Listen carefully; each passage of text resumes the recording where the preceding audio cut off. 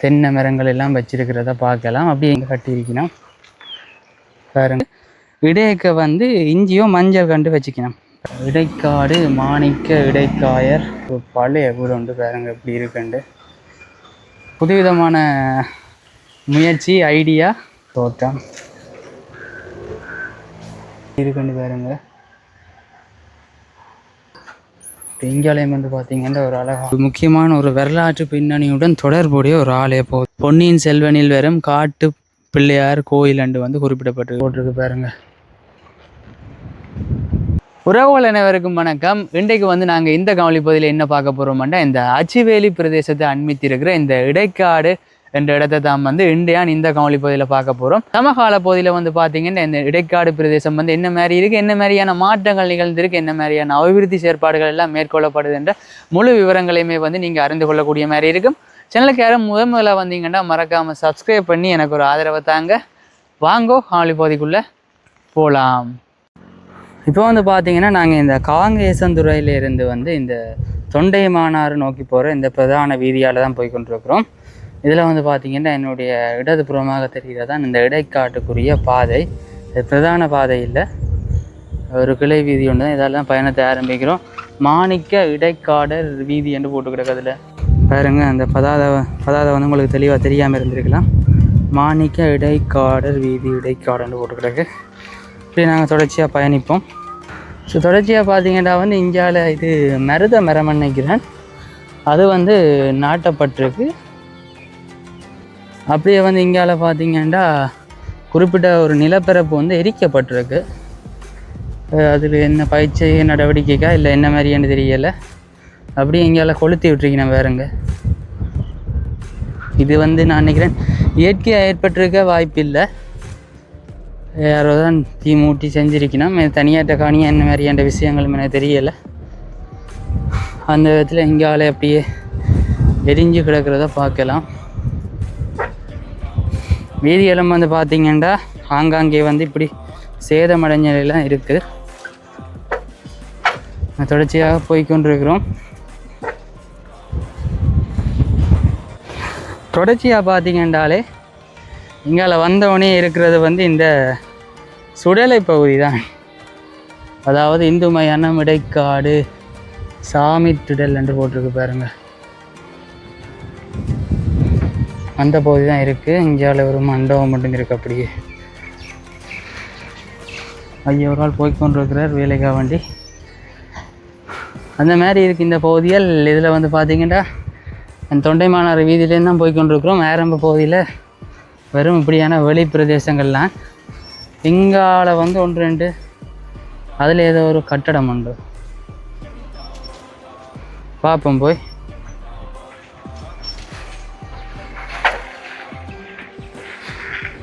இது வந்து பார்த்திங்கன்னா பிள்ளை திவானி நீர்த்தடாகம் 2023ஆம் ஆண்டு கட்டியிருக்கணும். பங்காளியெல்லாம் சாதாரணமாக இந்த கால்நடையெல்லாம் மேய்ஞ்சு கொண்டு இருக்குது. இதில் மட்டும் ஒரு கேணி ஒன்று கட்டியிருக்கணும் பாருங்க. ஒரு சிறிய ஒரு கேணி ஒன்று தான். இதில் வந்து ஒரு பிள்ளையாற்ற ஒரு சிலை ஒன்று வைக்கப்பட்டிருக்கு. அந்த மாதிரி தான் இருக்குது. மற்றபடி அங்காளையெல்லாம் கால்நடையெல்லாம் மேய்ஞ்சு கொண்டு இருக்குது. சரி, நாங்கள் அப்படியே தொடர்ச்சியாக பிரயாணிப்போம். அந்த கட்டிடத்தை பார்த்துட்டு தொடர்ந்து பிரயாணித்து போய்கொண்டிருக்கிறோம். இந்த பகுதி எல்லாமே வந்து பார்த்திங்கன்னா இப்படிப்பட்ட இந்த வெற்று காணிகளாகத்தான் இருக்குது. விவசாய இந்தியாவில் பார்த்திங்கன்னா கொஞ்சம் இந்த பயிற்சிக நடவடிக்கைகளில் ஈடுபட்டிருக்கிறோம். மற்றபடி பார்த்திங்கன்னா இந்த பகுதியை வந்து வெற்று காணி பகுதியாக தான் இருக்குது பாருங்க.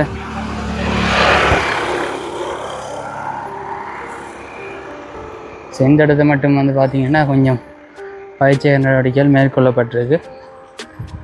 தொடர்ந்து பார்த்திங்கன்னா வந்து கிட்டத்தட்ட ஒரு 1/2 கிலோமீட்டர் பயணித்து வந்தேன் நான். இந்த இடம் எல்லாம் பார்த்திங்கன்னா அப்படி இந்த மாதிரி ஒரு வெளி பிரதேசமாக தான் இருக்குது.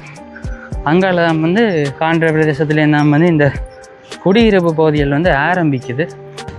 ஸோ இதில் பார்த்திங்கன்னா தெரியும் இங்கால வந்து இந்த மிளகாய் பயிற்சி வந்து மேற்கொள்ளப்பட்டிருக்கிறத, மிளகாய் கண்டுகள் இருக்கிறத பார்க்கலாம். தொடர்ந்து அப்படியே வாரம். இங்கால பார்த்திங்கன்னா என்னுடைய இடதுபுறமாக பார்த்திங்கன்னா ஒரு ஆலயம் ஒன்று அதில் தெரியுது. அந்த ஆலய பகுதியும் வந்து பார்க்கத்தான் வந்து போய்கொண்டிருக்கிறோம். வீதியெல்லாம் சரியான மோசம். இந்த ஆலய பகுதிக்கிட்ட வந்துட்டோம். இது வந்து பார்த்திங்கன்னா இது ஒரு விநாயகர் ஆலயம் பாருங்க. ஒரு பிள்ளையார் கோயில் உண்டு தான் பார்த்தீங்கன்னா. இது வந்து இடைக்காடு மாணிக்க பிள்ளையார் கோயில் பாருங்க.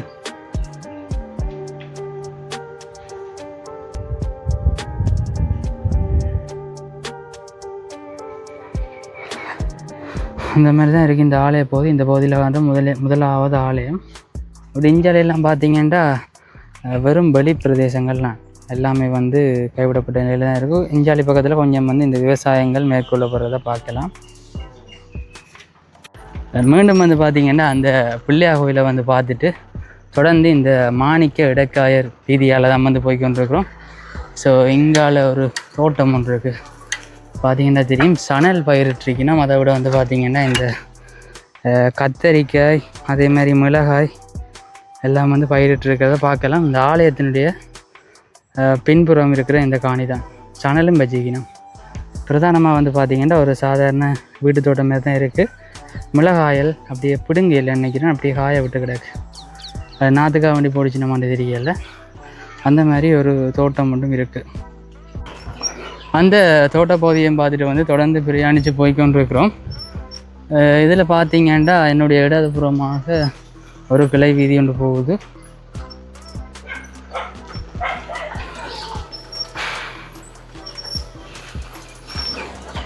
இதில் என்னென்னு பார்த்தீங்கன்னா இங்கே இந்த பகுதியில் பார்க்குற முதலாவது மேல் மாடி வீடு வந்து இதான். இந்த இடைக்காடு பகுதியில் வந்து கட்டியிருக்கணும் பாருங்க. பாவநிலை இல்லை போல் கட்டி இருக்கணும். செங்கால அப்படியே வந்து பயிற்சிகளும் மேற்கொள்ளப்பட்டிருக்கு. சரி, நாங்கள் அப்படி பிரதான வீதியில் இணைவோம். இந்த மாணிக்க இடைக்காயர் வீதியாலே தொடர்ந்து பிரயாணிப்போம். அந்த காட்டின அந்த வீட்டுக்கு எதிர்ப்புறம் தான் நிற்கிறேன். இங்காலயம் பார்த்தீங்கன்னா இங்காலயம் வந்து ஒரு சில தோட்ட பயிற்சிகை, அதாவது காய்கறி பயிற்சிகை மேற்கொண்டிருக்கணும். இதெல்லாம் நான் இப்படி பார்க்குறேன். என்ன விஷயம்னு பார்த்தீங்கன்னா வெங்காயம் பயிர் செய்திருக்கு. இடையக்க வந்து இஞ்சியோ மஞ்சள் கண்டு வச்சுக்கணும் பாருங்க. சரியாக தெரியல, இஞ்சின்னு தான் நினைக்கிறேன். அது வச்சு கிடக்கு. அப்படி அங்கால வந்து பார்த்திங்கன்னா தொடர்ச்சியாக இங்கே கத்தரிக்காய் வந்து பயிரிட்டுக்கணும். அவ்வளோ பிறப்பு வந்து கத்தரிக்காய். அப்படியே வந்து பார்த்திங்கன்னா இங்கால வந்து மிளகாய், இந்த பகுதியில் எல்லாம் வந்து மிளகாய் பயிரிட்டுருக்கிறத பார்க்கலாம். என்னென்னு பார்த்தீங்கன்னா மிளகாய் எதுவுமே வந்து இல்லை, அப்படியே தான் விட்டு கிடக்கு. நான் நினைக்கிறேன் அந்த விதைக்க வேண்டி தான் வந்து இங்கால பயிரிட்டுருக்கணும் போல். இங்காலையெல்லாம் போகம் இல்லை போல், வெற்றுக்காணிகளும் இருக்குது. அதே மாதிரி பெரும்பாலும் அங்காலையெல்லாம் கத்தரிக்காய் தான், அநேகமான இடங்களில் கத்தரிக்காய் தான் பயிர் செஞ்சுருக்கணும். அந்த மாதிரி இருக்குது இந்த தோட்ட பகுதியில். சரி, பார்த்தீங்கன்னா அப்படியே அந்த வயல்கரை பகுதிகளையும் பார்த்துட்டு வந்து தொடர்ந்து நாங்கள் அப்படியே இந்த மாணிக்க இடைக்காயர் வீதியால் தான் பிரயாணித்து போக போகிறோம். அது ஒரு அழகான ஒரு பூப்பண்டு உண்டு.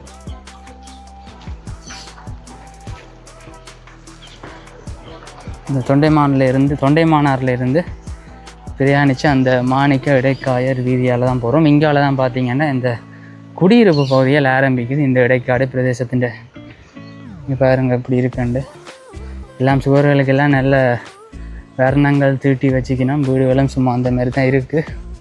தென்னை மரங்கள் எல்லாம் வச்சிருக்கிறத பார்க்கலாம். அப்படி எங்கேயால வந்து பார்த்திங்கன்னா இங்கேல தென்னோலையில் அடைக்கப்பட்ட வேலிகளையும் வந்து பார்க்கலாம்.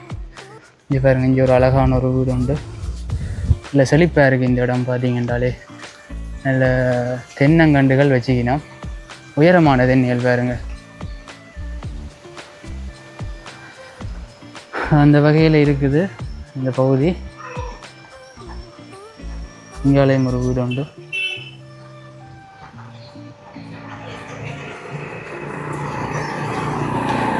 அநேகமாக பார்த்தீங்கன்னா எல்லா வீட்டையுமே இங்கே இந்த தென்னை மரம் இருக்குது நிறையவே. தொடர்ந்து போய்கொண்டிருக்கிறோம். பார்ப்போம் அங்கால என்ன மாதிரியான அம்சங்கள் வேற போதுண்டு. இங்கால பாருங்கள், இங்கால ஒரு வித்தியாசமான, அதில் ஒரு முருங்கை மரம் ஒன்று நிற்குது. வித்தியாசமான விதத்தில் வந்து பார்த்திங்கன்னா பெயிண்ட் அடிச்சிருக்கு இந்த பகுதியில். அதாவது இந்த சுவருக்கு புதிய பூமி வீதி என்ற ஒரு கிளை வீதி ஒன்று போகுது. இங்காலயம் வந்து ஒரு கிளை வீதி, அம்மன் வீதி என்ற ஒரு கிளை வீதி ஒன்று போகுது. தொடர்ச்சியாக மேலே போய் பார்ப்போம். பேருந்து வந்து இந்த கிளை வீதியில் பார்ப்போம். இஞ்சாலையும் பார்த்தீங்கன்னா ஒரு அழகான ஒரு வீடு உண்டு. மிளகாய் தான் வந்து பயிரிட்டு வைக்கணும். ஐயோ ஒரு ஆள் தோட்டத்துக்கு வேலை செஞ்சு கொண்டு இருக்கிறார். இப்போ நேரம் வந்து 5 மணி ஆகிட்டு தான். நான் வெயில் குறைஞ்ச பாட காணையில் அப்படி வந்து நாங்கள் தொடர்ந்து பிரயாணிப்போம்.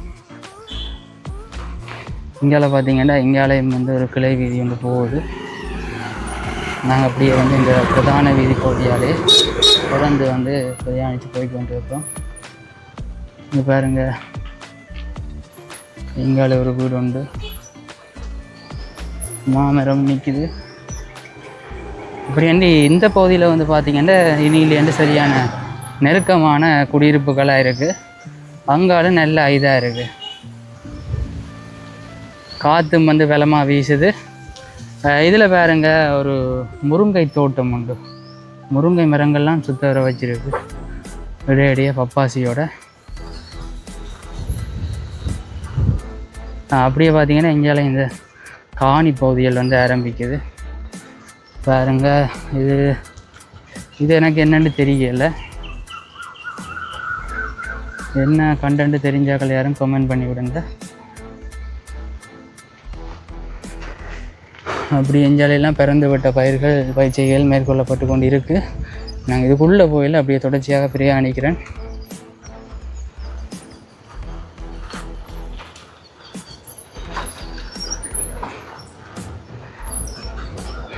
எங்கால பார்த்தீங்கன்னா ஒரு இடத்தை வந்து இந்த கிழுவம் கம்பால் வந்து வேலி அடைச்சிருக்கணும். இது அநேகமாக இந்த தீப பகுதியெல்லாம் பார்க்குறாங்க. இந்த மாதிரி இங்கேயும் அடைச்சிருக்கு. இந்த கிழுவம் கம்போல பிரதானமாக பயன்படுத்தி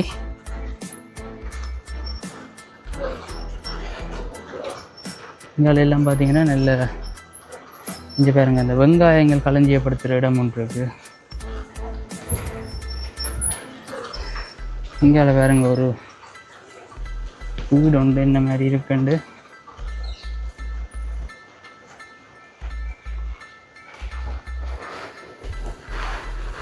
மாலை சூரியன் வந்து நேர லென்ஸு கிடைக்கிறதால சில காட்சிகள் வந்து தெளிவில்லாமல் இருக்கலாம்.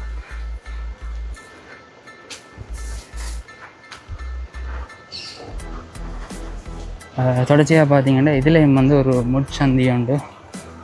இதால் இப்படி நாங்கள் இடதுபுறமாகத்தான் திரும்பி வந்து பிரயாணிக்கணும்.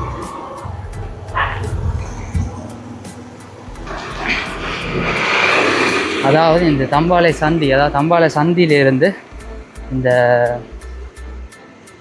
பலாலி வடக்கு மட்டும் போகிற அந்த பிரதான வீதி பகுதியில் இணைகிற வீதியில் வந்துட்டோம்.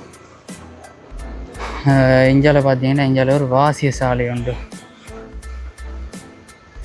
இடைக்காடு மாணிக்க இடைக்காயர் சனசமூக நிலையம் என்று இடக்க ஒரு பெரிய வாசிய சாலை தான் பாருங்க.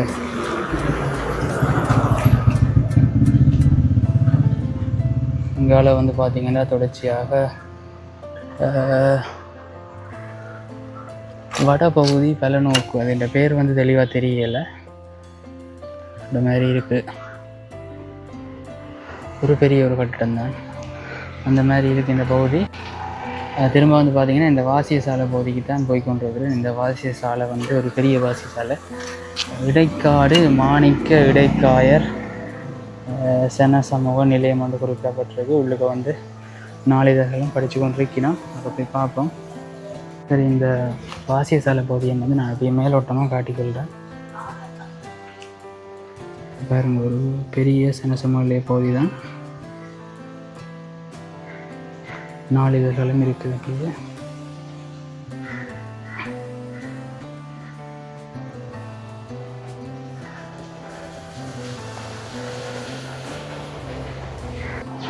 இந்த வாசியசாலை பகுதியில் வந்து பார்த்திங்கன்னா இந்த மாணிக்க இடைக்காடர் வீதி வந்து நிறைவடையுது. இந்த வீதி வந்து பார்த்திங்கன்னா இது இந்த தம்பாலை சந்தி, அதாவது செல்வஜன்னதியிலேருந்து மணிக்கோணம் அச்சுவேலியிலேருந்து தொண்டமானாறு நோக்கி போகிற அந்த பிரதான வீதியில் இருக்கிற அந்த தம்பாலை சந்தியிலேருந்து ஆரம்பித்து இப்படியே வந்து பார்த்திங்கன்னா கிட்டத்தட்ட பலாலி வடக்கு மட்டும் போகுது. அதாவது இந்த பலாலி வீதியோட வந்து இணைகிறதாம் வந்து இந்த வீதி. தொடர்ச்சியாக வந்து பார்த்திங்கன்னா இந்த வீதியால் இப்படியே வந்து நாங்கள் வெள்ளதபுரம் தான் வந்து திரும்பி பிரயாணிக்க போகிறோம். இதுலேயும் சில பகுதிகள் வந்து பார்த்திங்கன்னா இந்த இடைக்காடு பிரதேசத்துக்குள்ளே வரும். இங்கால வேறு இங்கால ஒரு வீடு உண்டு, மேல்மாடி வீடு ஒன்று அமைஞ்சிருக்கிறத பார்க்கலாம். தொடர்ச்சியாக இந்த பகுதியிலையும் பரவலான குடியிருப்பு பகுதிகளை பார்க்கலாம். இதில் ஒரு பூச்சிச்சி உண்டு அப்படின்னு இருக்குது. மாலை 5:30 ஆகிட்டு. ஆனாலும் வந்து பார்த்திங்கன்னா இன்னும் இந்த வெயில் குறைஞ்ச பாட்டை காணையில் அதிசுவை என்ற ஒரு கடை உண்டு அப்படின்னு இருக்குது. இதுவும் வந்து இதில் இந்த வீதின்ற ஒரு சிறிய பகுதி மட்டும் இந்த இடக்காடு பிரதேசத்துக்குள்ளே வருது. பாருங்க, பழைய வீடு உண்டு பாருங்க.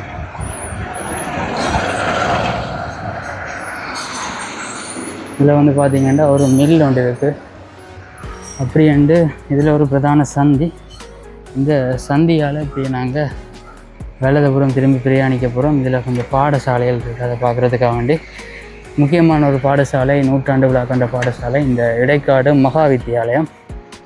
அந்த பாடசாலையை தான் பார்க்குறதுக்காக வேண்டி பிரயாணித்து போய் கொண்டிருக்கிறோம். இங்கால வந்து ஒரு வீடு ஒன்று இருக்குது. அப்படி வந்து இங்கால பார்த்தீங்கன்னா ஒரு பழைய வீடு ஒன்று பாருங்க எப்படி இருக்குண்டு. மேல்மாடியோட கட்டியிருக்கணும் அந்த காலத்திலேயே. இப்போ வந்து பார்த்திங்கன்னா கைவிடப்பட்டு இருக்குது. இங்காலையும் அப்படியே வந்து இந்த சாதாரண குடியிருப்பு பகுதிகளை தான் பார்க்கலாம். அதில் தெரியுது பாருங்கள் பாடசாலை பகுதி.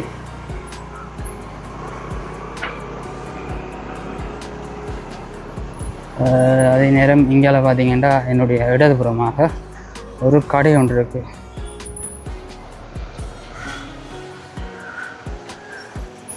இப்படி என்ன நாங்கள் இந்த பாடசாலை பகுதிக்கு வந்துட்டோம். இதில் நிறைய இந்த சுவர் சித்திரங்கள் பொறிக்கப்பட்டிருக்கு. மன்னிக்கணும், இது பாடசாலையே இல்லை, சாதாரண வீடு தான். இந்தியாவில் பார்த்தீங்கன்னா ஒரு வாசிய சாலை நல்ல பிரம்மாண்டமாக தான் இருக்குது. பார்ப்போம். இந்த வாசிய சாலைன்ற பெயர் வந்து பார்த்திங்கன்னா கலைமகள் சென சமூக நிலையம் இடைக்காடு என்று போட்டு கிடக்கு பாருங்க. 1949ஆம் ஆண்டே கட்டியிருக்கணும். அதாவது இலங்கை சுதந்திரம் அடைந்து 2 வருட கால பகுதிக்குள்ளே கட்டியிருக்கணும். உள்ளுக்கு போய் பார்ப்போம்.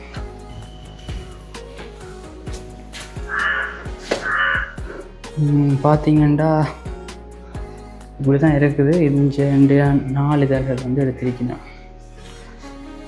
தினத்தந்தி என்ற ஒரு பத்திரிகை. நான் நீட் தேர்வு வெளிநாட்டு நன்கொடை சட்டத்துக்கு எதிராக சட்டசபையில் 2 தீர்மானங்கள் நிறைவேற்றான் அந்த விதத்தில் வந்திருக்குது. சரி, அப்படியே நாங்கள் தொடர்ச்சியாக இங்கே வந்து இலங்கையினுடைய புற உருவப்படம் வந்து போட்டுருக்குது, பழைய புற உருவப்படம். இப்படியே நாங்கள் தொடர்ச்சியாக பிரயாணிப்போம்.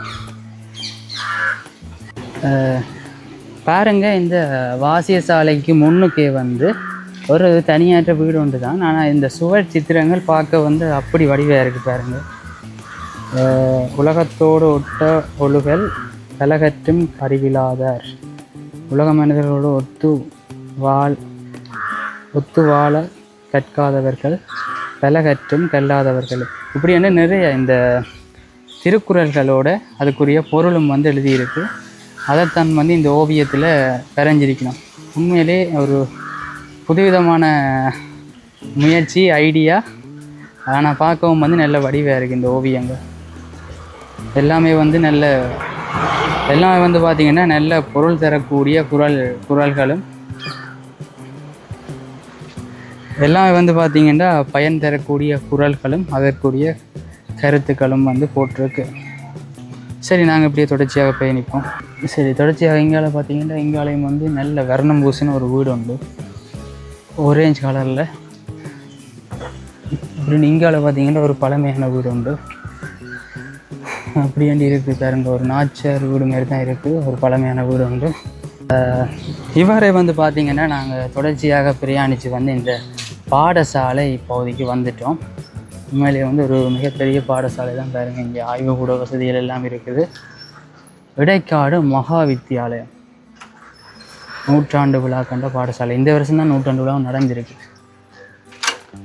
வாசல்லே ஒரு பெரிய போட்டு இருக்குது. இங்கே பாருங்கள் 1926ஆம் ஆண்டு ஆரம்பிக்கப்பட்ட பாடசாலை 2026ஆம் ஆண்டு நூற்றாண்டு விழா வந்து நிறைவடைஞ்சிருக்குது இந்த பாடசாலைன்ற. இங்கால பார்த்தீங்கன்னா நூற்றாண்டு ஞாபகார்த்த கட்டடம் இடைக்காடு மகா வித்தியாலயம் இடைக்காடுன்ற இருக்கிறது.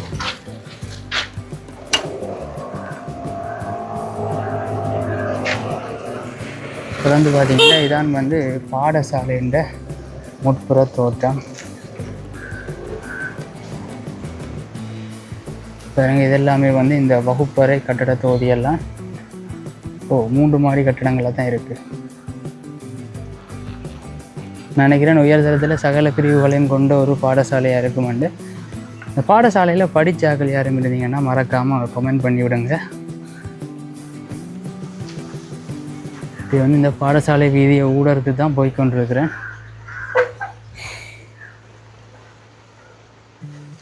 சரி இப்படியே போனால் பாதை மாறி போயிடும். திரும்பவும் வந்து அந்த வந்த பாதையிலே போய் நேரேன். அங்கால மைதானம் இருக்குது போல் பாடசாலையின் மைதானம்.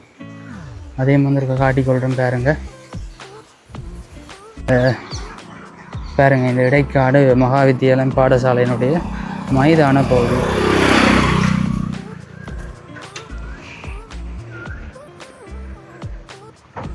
கிட்டத்தட்ட ஒரு 100 மீட்டர் மைதானம்னு நினைக்கிறேன். அங்காலையும் கொஞ்சம் இருக்குது. இது வந்து வாலிபால் விளையாட்டு திடல் அப்படின்னு நிறைய விஷயங்கள். அங்காலையும் பாடசாலைக்குரிய கட்டடங்கள் சில இருக்கிறத பார்க்கலாம். சரி பாருங்கள் திரும்பி போய்கொண்டிருக்கேன். நான் இந்த பாடசாலையின் உட்புற சுற்றாடலையும் வந்து நல்ல மரங்கள் வச்சுக்கணும். பெரிய பெரிய மரங்கள் நல்லதாக இருக்குது இந்த பகுதி. இது நூற்றாண்டு நினைவாக வந்து இப்போ தான் கட்டியிருக்கணும் இந்த கட்டடம். பாருங்க நூற்றாண்டு ஞாபகார்த்த மண்டபம் தான் போட்டிருக்கு. பாருங்க நாங்கள் தொடர்ந்து இந்த பாடசாலையினுடைய ஒரு வீதியால் தான் பிரயாணித்து போய்கொண்டிருக்கிறோம். இங்காலையும் வந்து சில பாடசாலைன்னு அந்த புற தோற்றங்கள் அவதானிக்கலாம். ஒரு மைதானத்தொட்டி ஒரு அரங்கம் மட்டும் அமைச்சிருக்கிறோம் பாருங்க. சரி அப்படியே வந்து நாங்கள் தொடர்ச்சியாக போவோம். ஒரு கோயில் ஒன்றை பார்க்கத்தான். தொடர்ந்து வந்து பார்த்திங்கன்னா அந்த பாடசாலையை ஊடறுத்த கிளை வீதிகளுக்கெல்லாம் வந்து நாங்கள் இதுலேயும் வந்து ஒரு ஆலய பகுதி ஒன்று இருக்குது. ஸ்ரீ காசி விஸ்வநாதர் திருக்கோயில், அதாவது முனியப்பர் கோயில்ன்ட்டு தான் கூகுள் மேப்பில் இருந்தது. இந்த கோயிலையும் வந்து பார்த்துட்டு போவோம். இந்த பாடசாலையை அண்மித்ததாக இருக்குது இந்த காசி விஸ்வநாதர் கோயில். சுத்தவரவே பார்த்தீங்கன்னா இது இந்த ஆலயத்தை சுத்தவரவே எல்லாமே வந்து இந்த வயல் பிரதேசங்கள் மாதிரி தான் இருக்குது. அந்த விதத்தில் வந்து இந்த ஒரு கோயிலும் இந்த கோயிலில் அமைஞ்சிருக்குது. பாருங்கள் அண்மையில் தான் இந்த புனர் நிர்மாணங்கள் செஞ்சிருக்கிறேன்.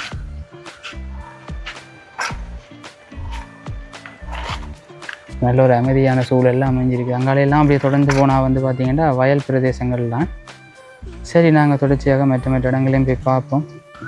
பார்த்திங்கன்னா அந்த பாடசாலை பகுதியை பார்த்துட்டு வந்து இதான் வந்து நாங்கள் பிரயாணித்து வந்த வீதி. தொடர்ச்சியாக இங்காலி வீதியால் தான் வந்து போய்கொண்டிருக்கிறோம். இதுலேயும் வந்து பார்த்திங்கன்னா ஒரு பாருங்க ஒரு பழைய ஒரு வீடு ஒன்று இருக்குது. கூரை அமைப்புகள்லாம் பார்த்திங்கன்னாலே தெரியும். அந்த மாதிரி ஒரு வீடு ஒன்று இருக்கிறத பாருங்க எப்படி இருக்குன்னு பாருங்க.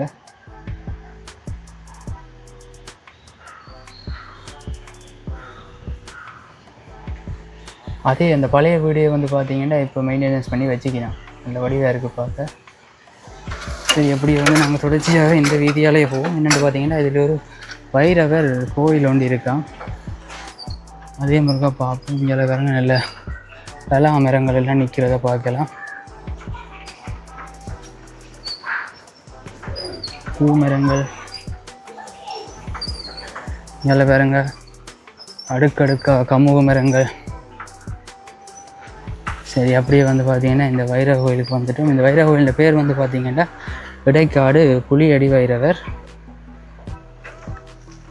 பாருங்க ஒரு அளவான ஒரு சிறிய கோயில் உண்டு.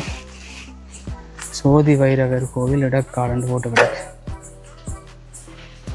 ஆனால் மெப்பில் வந்து பார்த்திங்கன்னா புலியடி வைரவர்ன்ட்டு போட்டு கிடந்தது.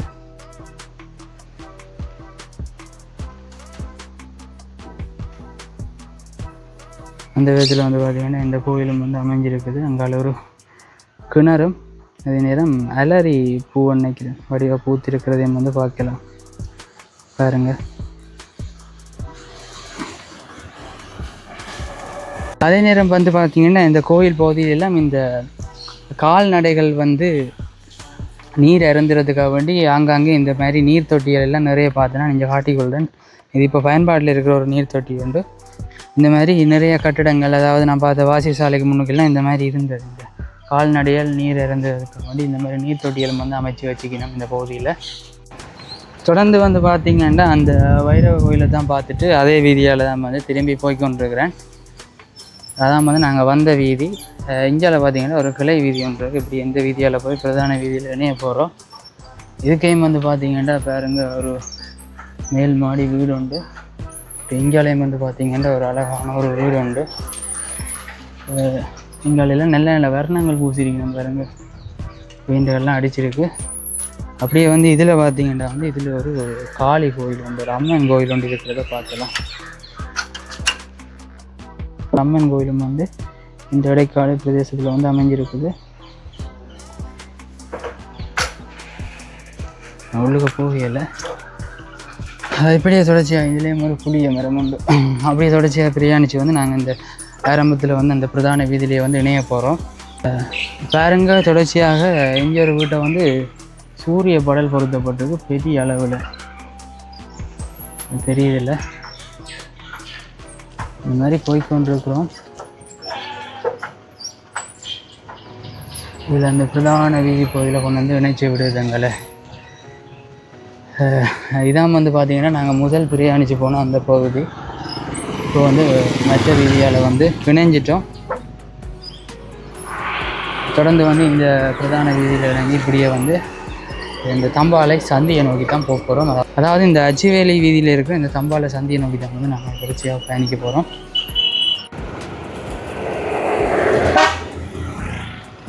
பாருங்க, ஒரு பழைய கார் உண்டு. அப்படியே வந்து நாங்கள் தொடர்ச்சியாக பிரயாணித்து வந்து இந்த தம்பாலை சந்தி, அதாவது அச்சிவேலி வீதிக்கு வந்து இணைகிறோம்.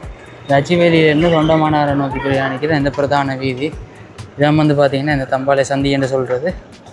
அப்படியே நாங்கள் தொண்டைமானாருக்கு போகலாம். இதுலேயும் வந்து சில இடைக்காடுக்குரிய பிரதேச பகுதிகள் இருக்குது.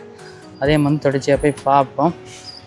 இந்த வீதி வந்து அகலப்படுத்தி காப்பீட்டுற வேலையெல்லாம் நடந்து கொண்டிருக்கு இந்த பகுதியில். தொடர்ந்து பார்த்திங்கன்னா வந்து இந்த அச்சிவேலியிலேருந்து செல்ல ஜன்னதி போகிற வீதியால் தான் போய்கிட்டிருக்கோம். இங்கே பாருங்க ஒரு கைவிடப்பட்ட ஒரு வீடு உண்டு. அப்படியே பார்த்திங்கன்னா இங்கால ஒரு மடம் உண்டு, ஒரு பழைய மடம் மாதிரி இருக்குது பாருங்க. அம்பலவான சித்தி விநாயகர் ஆதீன செல்வச்செந்நிதி முருகன் ஆலய ஸ்கந்த விசால் தாகசாந்தி நிலையம் வந்து ஸ்கந்த விசால தாகசாந்தி நிலையம் வந்து போட்டுக்கிறாரு. இதான் வந்து அந்த தாகசாந்தி நிலையம் ஒரு பழைய கட்டிடம் மாதிரி தான் இருக்குது. அங்கால வந்து இந்த பிள்ளையாட்ட சிலை ஒன்றும் வைக்கப்பட்டிருக்கு. சரி, நாங்கள் இப்படி தொடர்ச்சியாக பிரயாணிப்போம். தொடர்ச்சியாக பார்த்திங்கன்னா வந்து இங்கே ஆலயம் வந்து ஒரு ஆலயம் ஒன்று இருக்குது. இது வந்து பார்த்திங்கன்னா ஒரு பிள்ளையார் கோயில் பாருங்க. இப்போ தான் அந்த முகப்பு வேலையெல்லாம் நடந்து கொண்டிருக்கு. நாங்கள் தொடர்ச்சியாக கொஞ்சம் தூரம் உள்ளே போனோம். பாருங்க, இந்த வீதி பகுதியை பிரயாணிக்கிறதுக்கே சரியான கஷ்டமாக இருக்குது. இது வந்து பார்த்திங்கன்னா நாங்கள் ஒரு சின்ன பக்கத்தில் கோயில் நினைச்சோம். கிட்டத்தட்ட ஒரு 200 மீட்டருக்கு மேலே வந்து இப்படிப்பட்ட வீதியால் பிரயாணிச்சு கொண்டிருக்கிறோம். இப்போ ஆலயத்தை பார்த்து தான் விளங்கும். ஒரு மாதிரி வந்து பார்த்திங்கன்னா நாங்கள் இந்த ஆலய பகுதிக்கு வந்து வந்துட்டோம்.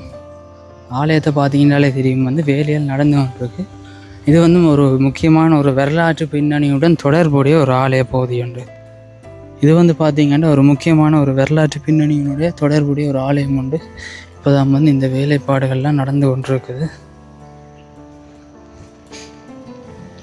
பாருங்க.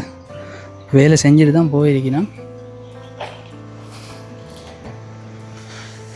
இது இந்த கட்டடமெல்லாம் பார்த்திங்கன்னா 1958ஆம் ஆண்டே வந்து கட்டப்பட்டிருக்கு. இந்த கோவில் மட்டும்தான் முதல் இருந்திருக்கு போல். இப்போ இங்கால கோயில் அமைச்சு கொண்டிருக்கணும்.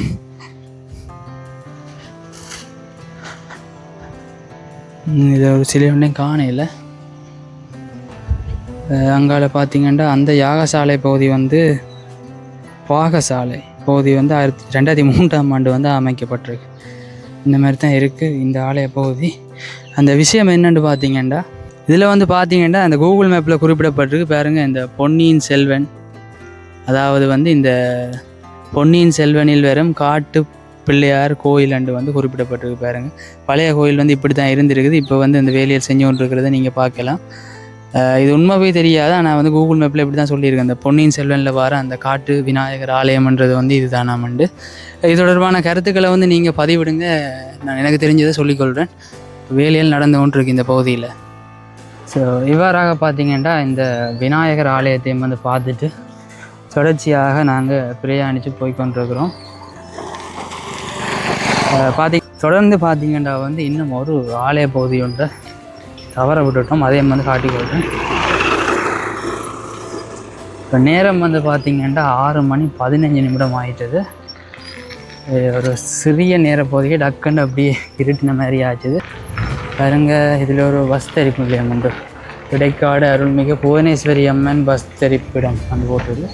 தொடர்ச்சியாக இங்கால பார்த்திங்கன்னா இந்த வீதி வேலையிலும் வந்து இடம்பெற்ற வண்ணம் தான் இருக்குது. அங்கால இப்படி நாங்கள் இந்த புவனேஸ்வரி அம்மன் ஆலயத்தை வந்து பார்ப்போம்.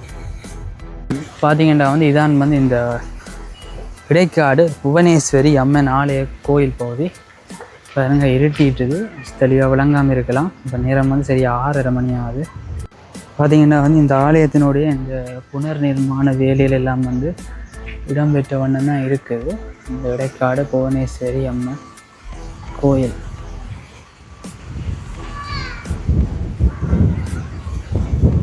அதோட வந்து பார்த்திங்கன்னா இங்கே சுத்த வரவே இந்த வயல் பிரதேசங்கள்லாம், நங்காலயம் வந்து வயல்பு கரைகள்லாம், எங்காலயம் வந்து பார்த்திங்கன்னா ஒரு தேர்முட்டி ஒன்று இருக்குது. அது தேர்தரிப்பிட வேலையிலும் வந்து நடைபெற்று கொண்டு தான் இருக்குது. இங்கால பாருங்க சுத்த வர முழுக்க அப்படியே வயல்கரை பிரதேசங்கள்லாம் அந்த மாதிரி தான் இருக்குது இந்த பகுதி. தொடர்ந்து வந்து பார்த்திங்கன்னா இந்த வீதி வேலையில் நடைபெற்று கொண்டிருக்கிறத பார்க்கலாம்.